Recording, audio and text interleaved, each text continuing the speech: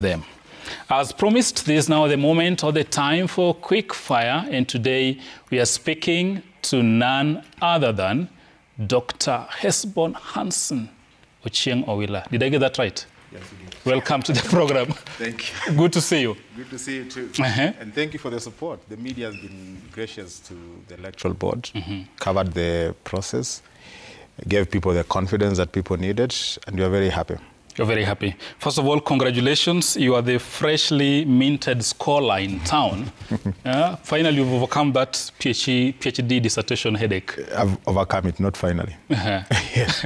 Good. And two, congratulations for organizing a free, fair, and verifiable election as you promised. Thank you. Yeah. So let's start, Hesbon. How was it basically overseeing this process? I believe there are a lot of political interest here and there, of course, because of 8 competing interests. Yeah. How are you guys able to work under that kind of atmosphere?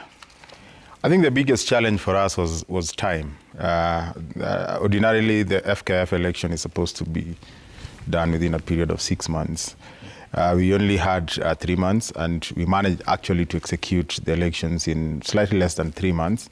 So time was the biggest challenge, but the rest of the things, we expected the pressure because this is a political process, and an election is actually a battle, a political battle where different ideas contend, and the best ideas win.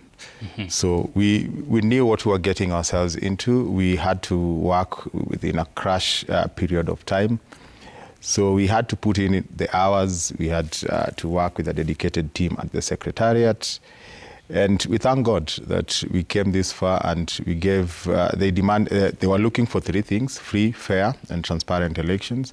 We promised from the word go that we'll give them 5: free, fair, transparent, verifiable, and credible elections. And I want to categorically confirm that we managed to give them the 5. Yeah. Talking about Saturday, of course, it went down well, but though it stretched late into the evening, at one point there was fears that this thing could run out of hand, hooliganism could rear its ugly head, but you guys managed to contain the situation. Take us through the process of Saturday. I mean, there's a lot that goes behind what happened on Saturday, because it's an elective Congress. So essentially the function is both a function of the electoral board and the FKF Secretariat. And we had a great working relationship with the Secretariat just to put up, the elective Congress, to have everything in place, the security, the logistics of having the ballot papers, of having stewards, observers, and everyone just comfortable in the room.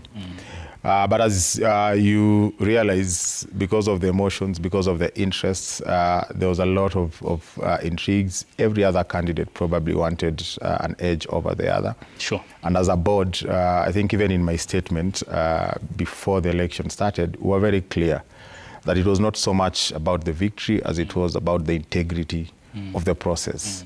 And at any one given point, if there was anything that was likely to compromise that integrity of the process, we acted. And that's why there were a few individuals who were not comfortable with certain things, but we stuck to what we had promised: fidelity to a process that is predictable, but giving unpredictable results. Okay. Well, after Saturday's developments, there's a new leadership in office. That's Hussein, his Vice President Mariga, and the entire executive. But that's NEC. But look at it. You had a mandate to oversee this.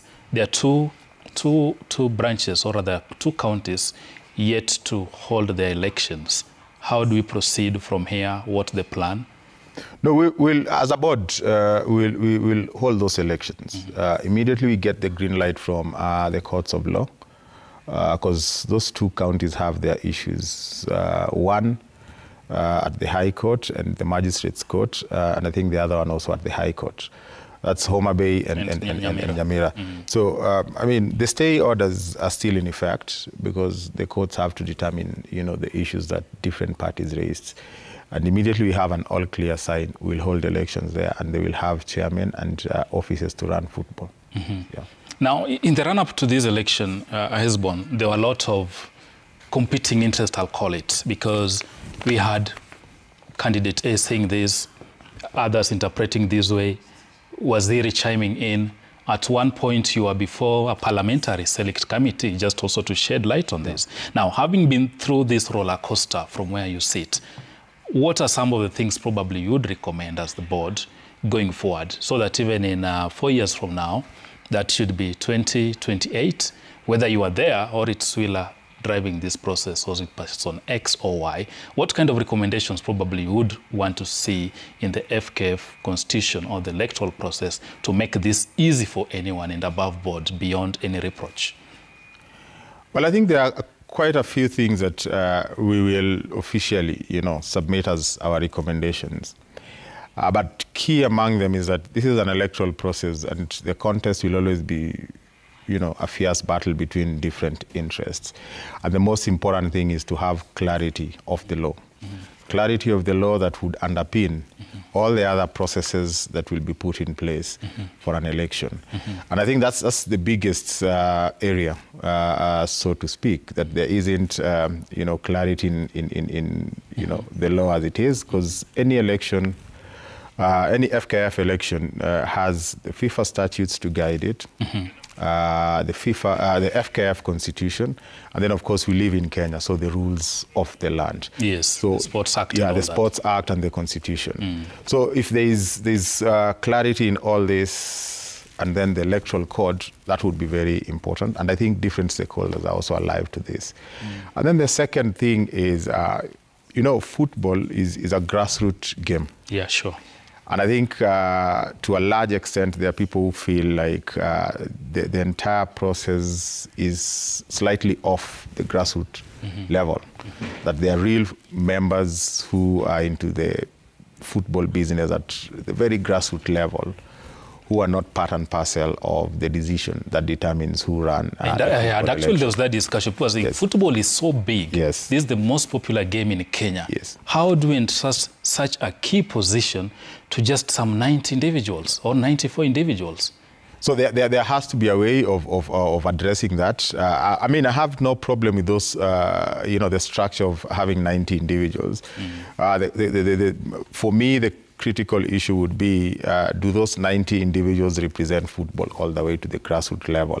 And is there a way of having the grassroots level, administrators of football, have an input on who becomes part of this 90, or if the number is going to be a lot more than 90?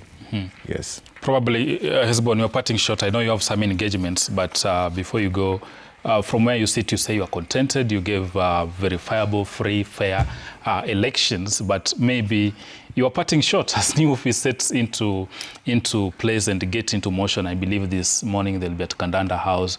But as again, I'll go back to 2028 probably. You will not be there. What would you want to see in the football landscape? Well, I think the first thing I would want to say is that this is not about Hezbon, this is not about the board. I think this is a very collaborative, engaging process. And I want to thank the secretariat team that we had. I think the team was led by two different CEOs that we had, but they did an amazing job. If you're watching that clip, all the ladies and gentlemen who are in luminous green reflector jackets actually deserve a lot more of the credit than Hezbon or the board. So I want to thank them and thank God that we had a team of young men and women of integrity. And then secondly, I think as a parting shot, a lot has been said. This is politics. There are names that have been vilified. There are people who've been attacked recklessly. And I want to say that this has been a very engaging process. We've had enormous and constructive support from the outgoing FKF office, including President Nick Mwendwa. He has done a lot, to ensure that the election was free, fair, transparent, credible, and verifiable. And we give him credit. I mean, he had the power to interfere, but he did not. He didn't interfere. He didn't interfere. Then number two, I think we had enough support from the government. You've talked about us going to a parliamentary select committee. At some point, the media was reporting that the cabinet secretary and I had different positions, which I don't think is true. We were just making an interpretation. It is not like we were in different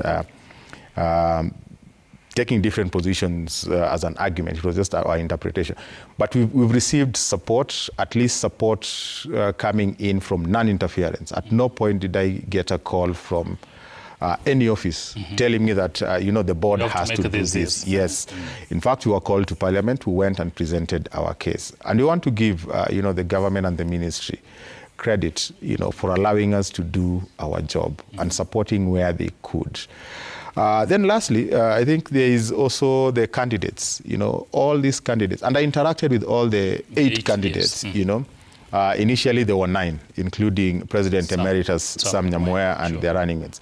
I interacted with them, and I think at the end of the day, in as much as they were competitors, they had a lot of respect for the board because of what we demonstrated. We engaged with them. We disagreed on certain issues. We agreed on majority of the issues. But the most important thing is they demonstrated integrity in how they engaged with us. They demonstrated a lot of maturity. None of them pushed any of the board members. Of course, there were interest, but they respected the space that we occupied and the space that we gave them and, their agents. And they allowed us to control our space. Even where we interacted, our space remained the board space, and we made decisions based on what the board found to be right. And I will also just say that I think our security team did a great job. Great job, definitely, most on Saturday. Yes. Of course, we thank you and congratulations once again for that.